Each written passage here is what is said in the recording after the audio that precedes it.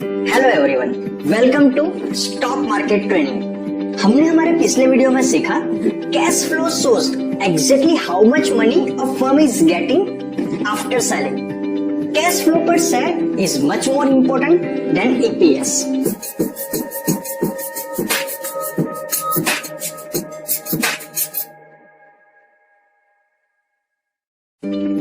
Our today's topic is company fundamentals FCFF per share, in which we will cover what is free cash flow and free cash flow per share, which is more important, EPS, cash flow per share और FCFF per share। चलिए practically समझते हैं। हम example लेके चलते हैं Hindustan Unilever का। मैंने यहाँ पर टिकर वेबसाइट के ऊपर HUL कंपनी के फंडामेंटल्स को ओपन करके रखा हुआ है। जैसे हमने हमारे पिछले वीडियो में सीखा कि ईपीएस के कंपेयर में कैश फ्लो चेक करना ज्यादा जरूरी होता है। तो HUL के केस के अंदर ईपीएस है 29.88, कैश फ्लो पर शेयर है 31.07। लेकिन हम आज उससे भी ज्यादा इंपॉर्टेंट रेशियो सीखने वाले हैं, that is free cash flow per share. अब ये फ्री कैश फ्लो होता क्या है? फ्री कैश फ्लो होता क्या है? Free cash flow to firm indicates the surplus cash that the business is able to generate for its share holders.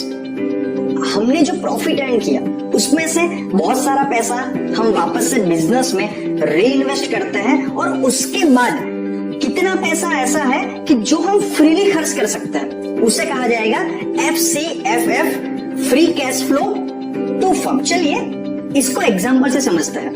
मान लीजिए मेरा एक पेंसिल बेचने का बिजनेस है। अब मैं क्या करता हूँ, मेरी लागत है 20 रुपए, मेरे पास 20 रुपए है। मैं मॉर्निंग में उठ के 10 रुपए की 2 पेंसिल लेके आता हूँ और उस पेंसिल को मैं 15 रुपए के अंदर बेचता हूँ। तो at the end of the day मेरे पास है 30 रुपीज।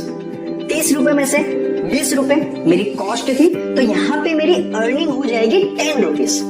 अभी by the end of the day ये 10 रुपए मुझे मिल भी गए, तो इन आवर केस हमारी अर्निंग भी रहेगी 10 रुपीज और हमारा कैश फ्लो कि जो पैसा मुझे एक्चुअल में मिला वो भी रहेगा 10 रुपीज। लेकिन अभी आप समझिए कि जो 10 रुपीज मैंने प्रॉफिट के तौर पे अर्न किया, क्या उसे मैं फ्रीली खर्च कर सकता हूँ? क्या मेरा बिजनेस मैं सिर्फ हर दिन 2 पेंसिल बेचूंगा तो चलने वाला है क्या? Absolutely not. तो मुझे क्या करना है, मेरा बिजनेस को एक्सपांड करना है, ग्रो करना है। बिकॉज ऐसा तो है नहीं कि मुझे एक दिन बिजनेस करना है और फिर उसे छोड़ देना है, मुझे उसको स्टेबल करना है। तो मैं क्या करूंगा कि जो मेरा प्रॉफिट आया उसको मैं मेरे बिजनेस में वापस से री इन्वेस्ट करूंगा। वो 10 रुपए को मैं निकाल नहीं लूंगा, नेक्स्ट डे मैं 2 की जगह 3 पेंसिल लेके आऊंगा और वो 3 पेंसिल को बेच के मैं by the end of the day 15 rupees profit earn करूंगा। और इसी तरीके से जब तक मेरा बिजनेस मुझे इतनी स्टेबल इनकम नहीं देता है जिससे मेरा घर चल जाए, मैं अपने पैसे को उसमें ही री इन्वेस्ट करता रहूंगा। तो इन आवर एग्जाम्पल हमारी अर्निंग्स तो आई 10 रुपए, कैश फ्लो भी आया 10 रुपए, लेकिन फ्री कैश फ्लो हुआ 0। क्यों? क्योंकि मुझे वो 10 रुपए वापस से मेरे ही बिजनेस में री इन्वेस्ट करना है। चलिए इसको रियल एग्जांपल से समझते हैं। एग्जांपल लेते हैं अंबुजा सीमेंट का। जैसे कोई मशीनरी हैवी इंडस्ट्री होती है, उसमें कैश फ्लो के कंपेयर में फ्री कैश फ्लो बहुत ही इंपॉर्टेंट होता है, क्योंकि अंबुजा सीमेंट पूरा बिजनेस करके पूरे साल के अंदर एक शेयर के पीछे 8.80 रुपीज कमा रही है। लेकिन जो ईपीएस हमें दिख रहा है उसमें से कितने रुपए कंपनी के पास आ रहे हैं, चलिए वो चेक करते हैं। तो कंपनी का कैश फ्लो काफी अच्छा है, उसकी अर्निंग से ज्यादा है, दैट इज 12.51। तो कंपनी के पास कैश फ्लो है एक शेयर के पीछे 12.51 रुपीज का। लेकिन क्या कंपनी ये सारे पैसे फ्रीली खर्च कर सकती है? नहीं, वो हमें पता चलेगा free cash flow to firm पर शेयर जो है 6.62, मतलब कि 12.51 रुपए कंपनी के पास आ तो रहे हैं after the end of the year एक शेयर के पीछे, लेकिन उसमें से वो सिर्फ 6 रुपए 62 पैसे ही आगे खर्च कर सकती है फ्री। ऐसा क्यों होता है? क्योंकि जो मशीनरी हैवी इंडस्ट्री होती है, पूरे साल में जो भी उन्होंने सेलिंग करी, प्रोडक्शन किया, उसके बाद में उनकी मशीनरी डैमेज भी होती है, उनका मेंटेनेंस भी होता है, रिपेयरिंग भी होता है। तो बहुत सारा पैसा वापस से बिजनेस को री इन्वेस्ट करने में ही लग जाता है। तो जो मनी लास्ट में मेरे पास बचा फ्रीली खर्च करने के लिए, वो मुझे बताएगा free cash flow to firm. जो कंपनी डिविडेंड डिक्लेयर करती है वो भी फ्री कैश फ्लो में से ही होता है।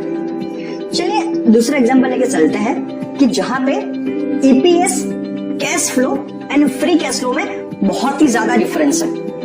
कॉक्स एंड किंग्स लिमिटेड, इस कंपनी के अंदर बीच में बहुत सारी प्रॉब्लम्स हुई थी। इसका ईपीएस तो अच्छा दिख रहा है, पॉजिटिव है 8.47। तो अगर तो कोई इंसान सिर्फ ईपीएस को देख के कंपनी जज करेगा तो कंपनी के बारे में अच्छा सोचेगा। चलिए अब देखते हैं कैश फ्लो पर सेट, जो है नेगेटिव 36.09। कंपनी ऑन पेपर ऐसा तो दिखा रही है कि कंपनी का प्रॉफिट एक शेयर के पीछे 8.47 है, लेकिन एक साल के अंदर इतने रुपए आने तो दूर की बात है, उल्टा जेब से 36.09 रुपीज जा रहे हैं। क्यों? आप जब पीएलएन स्टेटमेंट में नेट प्रॉफिट और कैश फ्लोस को कंपेयर करोगे तो आपको पता चल जाएगा। अभी हम देखते हैं कि कैश फ्लो तो इतना है, बट फ्री कैश फ्लो कितना है। चलिए कैश फ्लो तो नेगेटिव है ही है, लेकिन फ्री कैश फ्लो और भी नेगेटिव है। कंपनी की जेब से हर साल 42.32 रुपीज एडिशनल एक्स्ट्रा जा रहे हैं। कमाना तो दूर की बात है, कंपनी लॉस में चल रही है। तो आपको पता चल चुका होगा EPS, cash flow and free cash flow का जो डिफरेंस है वो कैसे आपको एक बुरी कंपनी जो अच्छे से मैनेज नहीं हुई है वैसी कंपनी को एनालिसिस करने में हेल्पफुल बनती है। अभी ऐसा जरूरी नहीं है कि अगर कैश फ्लो नेगेटिव है तो कंपनी ही बुरी है। बहुत सारे बिजनेस मॉडल ही ऐसे होते हैं कि वो जितना भी प्रॉफिट अर्न करते हैं उसमें से बहुत सारा पैसा वापस से बिजनेस में ही री इन्वेस्ट करना पड़ता है मेंटेनेंस के लिए। चलिए ऐसा एग्जांपल एक समझते हैं। भारती एयरटेल जो टेलीकम्युनिकेशन सर्विस प्रोवाइडर है, in the case of Bharti Airtel EPS तो नेगेटिव है बिकॉज कंपनी पिछले साल लॉस में रही है। कैश फ्लो पॉजिटिव है, भले ही ईपीएस नेगेटिव है बट यहाँ पे कैश फ्लो पॉजिटिव है 7.38। मतलब कंपनी के पास एक शेयर के पीछे पिछले एक साल के अंदर 7.38 रुपीज आए हैं। लेकिन अगर आप देखोगे free cash flow to firm पर शेयर दैट इज नेगेटिव 53.58, जहां पे कंपनी को एक शेयर के पीछे 54 रुपीज के आसपास एडिशनल खर्चा करना पड़ रहा है। क्यों? क्योंकि भारती एयरटेल एक टेलीकम्युनिकेशन कंपनी है और जियो से जब से कंपटीशन आई है तो कंपनी का बहुत सारा पैसा लग जाता है नेटवर्क को स्ट्रांग बनाने में, अपग्रेड करने में, टावर्स को रिपेयर करने के अंदर। तो कंपनी जो पैसा कमा रही है उसके कंपेयर में कंपनी को डेट लेके कंपनी चलानी पड़ रही है। जैसा हालत भारती एयरटेल की है, सिमिलर केस आइडिया वोडाफोन जो भी एक टेलीकम्युनिकेशन कंपनी है। रिसेंटली वोडाफोन आइडिया दोनों मर्ज हो चुकी थी, जो करंटली वीआई के नाम से प्रमोट करी जा रही है। तो यहां पर भी ईपीएस नेगेटिव है, कैश फ्लो थोड़ा सा पॉजिटिव है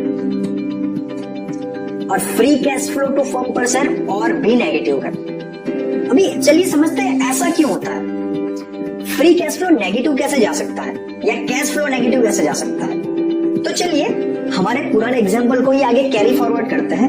मान लीजिए मैंने बिजनेस में पैसे री इन्वेस्ट कर करके अभी मैं एक दिन के अंदर 10,000 रुपए की पेंसिल को आगे सेल करता हूं 15,000 रुपए के अंदर, तो मेरा एक्चुअल में नेट प्रॉफिट आएगा 5,000 रुपए। तो पीएलएन स्टेटमेंट में मुझे 5,000 का प्रॉफिट दिख जाएगा, ईपीएस के अंदर भी वो काउंट हो जाएगा। लेकिन मैंने जिस इंसान को पेंसिल बेची, मान लीजिए वो मेरा पहचान वाला था और उसने मुझे उसके सामने 2 महीने की डेट के बाद का चेक दिया, पोस्ट डेटेड चेक। जो चेक मुझे डालना है 2 महीने बाद, तो पहला सवाल तो ये आएगा कि इस 2 महीने के अंदर मैं अपना बिजनेस कैसे रन करूंगा। तो ऐसे केस के अंदर मेरा कैश फ्लो नेगेटिव हो जाएगा। क्यों? क्योंकि ईपीएस तो पॉजिटिव है बट मुझे बिजनेस को चलाने के लिए मेरे जेब से एडिशनल पैसा डालना पड़ेगा। अभी मान लीजिए कि 2 महीने बाद जो चेक मैंने वो डाला और वो चेक बाउंस हो गया, तो जो मेरा 5,000 का प्रॉफिट मैंने पीएलएन स्टेटमेंट के अंदर लिखाया था वो तो मुझे मिला ही नहीं मिला, एडिशनल मेरे 10,000 की लागत भी चली गई। तो ऐसे केस के अंदर फ्री कैश फ्लो और भी नेगेटिव हो सकता है। तो आई होप सो इतने सारे एग्जांपल्स हैं, आपको EPS, cash flow and free cash flow के बारे में डिटेल में समझ में आ चुका होगा। आज के वीडियो में हमने सीखा free cash flow shows exactly how much money a firm can spend freely after selling. Free cash flow to firm per share is much more important than EPS and cash flow per share। आज के video में इतना ही, मिलते हैं next video में। Thank you very much.